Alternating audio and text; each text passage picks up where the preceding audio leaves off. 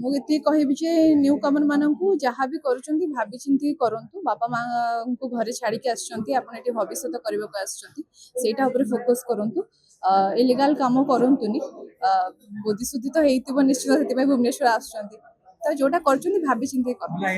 ଚକ୍ରାନ୍ତର ମାନେ ଯେମିତି ଅଭିମନ୍ୟୁ ଚକ୍ରବ୍ୟୁହରେ ଫସି ଯାଇଥିଲେ, ମୁଁ ସେଇଟାକୁ ମାନେ ଫସି କିନ୍ତୁ ସେ ମୁକୁଳି ନଥିଲେ, କିନ୍ତୁ ଏ ଫିଲ୍ମ ମାଧ୍ୟମରେ ଆମେ ମୁକୁଳି ଦେଇଛୁ। ବାପା ମା ମାନେ ତ କେବେ ବି ଦାୟୀ ନୁହେଁ, କାରଣ ସେମାନେ ଚାହାନ୍ତି ତାଙ୍କ ପିଲାମାନେ ଭଲ ହୁଅନ୍ତୁ, ଭଲ ଭବିଷ୍ୟତ ହଉ। ଯାହା ବି ସେମାନେ କରୁଛନ୍ତି ସେ ନିଜ ପାଇଁ ନିଜେ ହିଁ ଦାୟୀ। ସମସ୍ତଙ୍କୁ ମୋର ନମସ୍କାର। ଆଜି ଆମର ଫିଲ୍ମ ରିଲିଜ ହଉଛି। ମୋର ଇନ୍ସପେକ୍ଟର କ୍ୟାରେକ୍ଟର ରୁଦ୍ରାଂଶୀ। ମୁଁ ଚକ୍ରାନ୍ତରେ ପଡିଥିବା ଲୋକଟାକୁ ଧରୁଛି, କିନ୍ତୁ କେମିତି କଣ ମୁକୁଳା ହଉଛି କଣ ହଉଛି ସେଇଟା ଫିଲ୍ମ ମାଧ୍ୟମରେ ଆପଣ ଜାଣିପାରିବେ।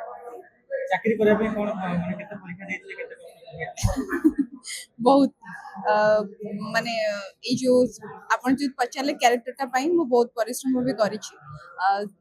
ବହୁତ ସାରା ଫିଲ୍ମ ଦେଖିକି ଏ କ୍ୟାରେକ୍ଟରଟା 100% ଦବା ପାଇଁ ଚେଷ୍ଟା କରିଛି। ଦେଖାଯାଉ ଦର୍ଶକ ମାନେ କେତେ ଆପଣାଉଛନ୍ତି। ଇନ୍ସପେକ୍ଟର ଆପଣ ହେଇଥିଲେ, ପୁଲିସ କ୍ୟାରେକ୍ଟର କରୁଛନ୍ତି, ଆପଣ ଚକ୍ରାନ୍ତ ଫସିନାହାନ୍ତି? ନା, ମୁଁ କେବେ ଲାଇଫରେ ଫସିନି। ଆପଣଙ୍କ ଜୀବନରେ ଚକ୍ରାନ୍ତର ମାନେ କଣ?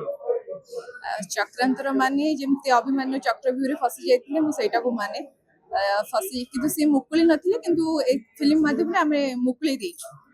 ଆପଣ ଦେଖିଥିବେ ପ୍ରାୟତଃ ଯୋଉମାନେ ଭୁବନେଶ୍ୱର ଆସନ୍ତି ଗାଁରୁ, ସେମାନେ 2-4 ମାସ ରହିଲା ପରେ ହାତରେ ଆଇଫୋନ ଧରି ବୁଲନ୍ତି।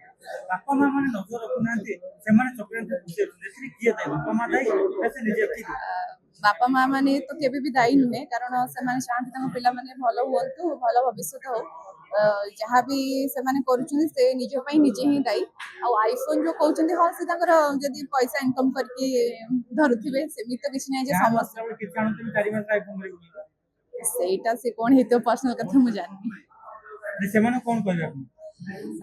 ମୁଁ ଏତିକି କହିବି ଯେ ନ୍ୟୁ କମର ମାନଙ୍କୁ ଯାହା ବି କରୁଛନ୍ତି ଭାବି ଚିନ୍ତି କରନ୍ତୁ। ବାପା ମାଙ୍କୁ ଘରେ ଛାଡିକି ଆସିଛନ୍ତି, ଆପଣ ଏଠି ଭବିଷ୍ୟତ କରିବାକୁ ଆସିଛନ୍ତି, ସେଇଟା ଉପରେ ଫୋକସ୍ କରନ୍ତୁ। ଇଲିଗାଲ କାମ କରନ୍ତୁନି। ବୁଦ୍ଧିଶୁଦ୍ଧି ତ ହେଇଥିବ ନିଶ୍ଚିତ, ସେଥିପାଇଁ ଭୁବନେଶ୍ୱର ଆସୁଛନ୍ତି। ତ ଯୋଉଟା କରୁଛନ୍ତି ଭାବି ଚିନ୍ତି କରନ୍ତୁ। ହଁ। ଆଚ୍ଛା, ରିଅଲ ଲାଇଫରେ କେବେ ପୁଲିସ ହେବା ପାଇଁ ଇଚ୍ଛା ହେଇନି? ନା, ମୋର ଇଚ୍ଛା ହେଇନି, ମୋ ମମିଙ୍କର ଇଚ୍ଛା ଥିଲା। ମୁଁ କ୍ୟାରେକ୍ଟର ମାଧ୍ୟମରେ ତାଙ୍କ ଇଚ୍ଛା ପୂର୍ଣ୍ଣ କରିଦେଲି। କଣ କହିବେ ଦର୍ଶକ? ଦର୍ଶକଙ୍କୁ କହିବି କି ଫିଲ୍ମଟି ଦେଖିବାକୁ ଆସନ୍ତୁ ସପରିବାରେ। ଏଇଟା ନ୍ୟୁ କମର ମାନଙ୍କ ପାଇଁ ବହୁତ ଭଲ ମୁଭିଟି, କିଛି ଜିନିଷ ଶିଖିବାକୁ ବି ଅଛି। ଆପଣମାନଙ୍କର ଆଶୀର୍ବାଦ ଭଲ ପାଇବା ଥିଲେ ମୁଭିଟି ଆଗକୁ ସଫଳ ପାଇବ।